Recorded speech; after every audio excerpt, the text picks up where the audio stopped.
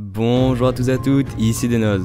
Alors juste avant que la vidéo commence, laissez-moi prendre une minute pour vous présenter une petite application qui va très certainement vous intéresser. On m'a récemment contacté et proposé de faire une vidéo sponsorisée, et en fait c'était pour présenter une application que j'utilisais déjà et que je trouvais déjà vraiment pas mal. Donc l'application s'appelle Amino, et je vais vous présenter plus particulièrement la catégorie animé et manga. Cette application est un regroupement de fans d'animé et de manga. Vous avez plusieurs sections, donc par exemple là dans les sélections ce sont les posts qui ont le plus marché et qui sont le plus susceptibles de vous intéresser. Comme vous pouvez le voir, c'est très varié. Ici par exemple on a un post qui nous explique les règles de conduite au Japon et de politesse. Un autre exemple de post, ici nous avons un sondage. En l'occurrence, quel est notre premier opening préféré? Donc entre SNK, Tokyo Ghoul, My Hero Academia, Death Note et One Punch Man, moi je vais plutôt opter pour Tokyo Ghoul. Pareil ici on a un autre sondage entre qui est le plus badass entre Saitama et Shanks, et personnellement je trouve que c'est Shanks. Saitama se débrouille bien mais moi je trouve que Shanks a plus de charisme. Un tout autre type de post, un cours de japonais pour ceux que ça intéresserait.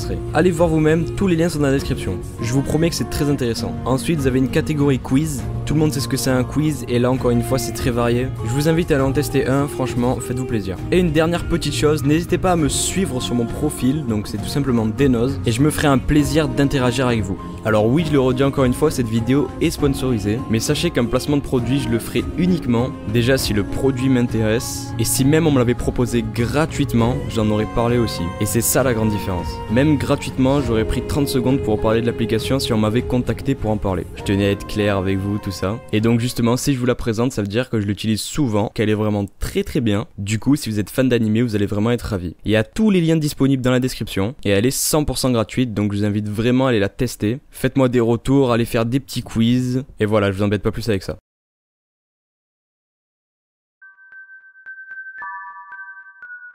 Bonjour à tous et à toutes, ici Denoz. Il y a plusieurs types d'animés. Ceux qui vous font réfléchir, ceux qui vous font rêver, d'autres peut-être qui vont vous motiver. Mais aujourd'hui on va voir 3 animés qui n'ont rien à voir avec tout ça. En effet, préparez-vous parce que nous allons voir 3 animés d'horreur qui vont vous glacer le sang.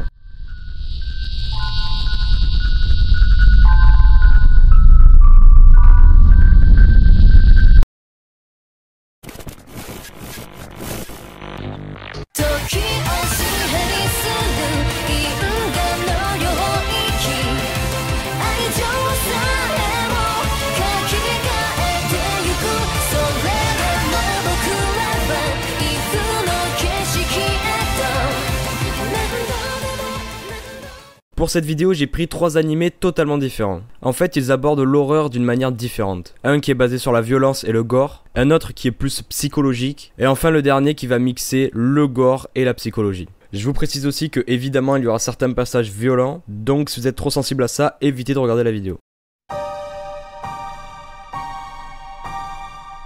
L'anime gore dont je vous parlais est Elfen Lied. On va suivre l'histoire de Lucy, qui est une Diclonius. Les Diclonius sont des êtres surhumains. Ils ont des vecteurs qui sont des espèces de mains invisibles extrêmement tranchantes et qui font au moins 2 mètres de long. Cette Lucy est gardée dans un laboratoire de haute sécurité dans lequel des expériences sont réalisées sur ces êtres. Suite à un accident, elle parvient à s'échapper en tuant sauvagement toute personne entravant son chemin. Cependant, une fois qu'elle arrive à l'extérieur du bâtiment, un sniper réussit à la toucher en pleine tête et la fait tomber dans la mer. Le lendemain, Kota, qui est donc le héros, se donne rendez-vous avec sa cousine sur la plage. Et là-bas, il rencontre une jeune fille mystérieuse qui, apparemment, a perdu la mémoire. Sans savoir où elle habite, Kota et sa cousine l'emmènent chez eux et lui donnent un nom, New, car c'est le seul mot qu'elle arrive à prononcer. Et évidemment, on se doute bien que cette New est en fait Lucy, une Diclonius sanguinaire, qui pourrait tuer et démembrer n'importe qui en un instant. Comme je vous l'ai dit, cet animé base toute son horreur sur le gore et la violence. Quand on nous parle d'Elfen Lied, on pense immédiatement aux images choquantes, le sang, des actions violentes, etc. etc.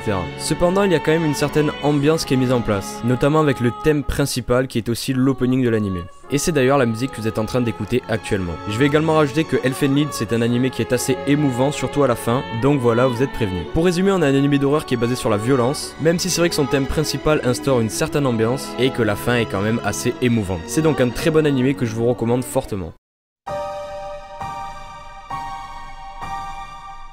Quand quelqu'un vous parle d'animé d'horreur ou même de films d'horreur, les premières images qui nous viennent en tête sont des images de violence, de sang, de gore, etc. etc. Mononoke est sûrement l'anime le plus flippant de ce top, et il ne base pas son horreur sur la violence ou sur les images choquantes. Bien sûr ici on ne parle pas de princesse Mononoke, juste pour que tout le monde soit ok avec ça. Ici en fait les Mononoke ce sont des espèces de créatures, d'esprits, et dans cet anime on va suivre les aventures d'un apothicaire vagabond, oui c'est particulier, qui utilise sa connaissance du surnaturel pour combattre ces Mononoke, qui justement peuvent être nuisibles et bien flippants il faut le dire, et pour ce faire il va les pousser à révéler leur véritable forme et les raisons qui les poussent à agir. Mononoke c'est un anime qui va utiliser différentes techniques que la violence et le gore. C'est un anime bien plus psychologique. Rien qu'au niveau de l'ambiance, des graphismes, l'anime vous marquera forcément. L'anime est très travaillé et vraiment propre. Je veux dire par là que c'est très détaillé, c'est plein de couleurs, les designs des caractères, leurs costumes, etc. etc. Tout est très bien pensé et très bien géré. L'anime va également jouer sur le son, les cris, les réactions, tout ça va instaurer une ambiance dans chaque épisode. On sent que l'anime est très travaillé et ça se ressent vraiment, du fait que c'est le moins violent du top et c'est sûrement le plus flippant. Alors on a vu un anime gore, un anime psychologique, et maintenant je vous propose de mixer les deux, ce qui va nous donner sûrement le meilleur anime du top, peut-être pas le plus flippant, mais pour moi le meilleur, et c'est pour ça qu'on va parler de Higurashi. L'histoire se déroule en juin 1983 dans le village de Inamizawa, une petite ville d'apparence paisible de la campagne japonaise. C'est évidemment dans cette ville que le personnage principal va s'installer. Il est nouveau et ne connaît rien de cette ville, vous voyez où je veux en venir. Bon bref, donc il s'installe avec sa famille et va très vite se faire des amis. Plus particulièrement ses 4 camarades de classe. 4 jeunes filles nommées Rena, Mion, Rika et Satoko. Ils deviennent amis et elles l'acceptent dans leur club de jeux de société. Mais évidemment, vous doutez que ça va pas être un anime très joyeux. Ça va très vite se gâter. Keiichi, le personnage principal, apprend petit à petit certains éléments de l'histoire récente du village. Tout débute apparemment par un meurtre horrible commis 4 ans auparavant. Des disparitions ont eu lieu après ce meurtre. Mais évidemment, ces faits sont passés sous silence. Mais il y a bien pire.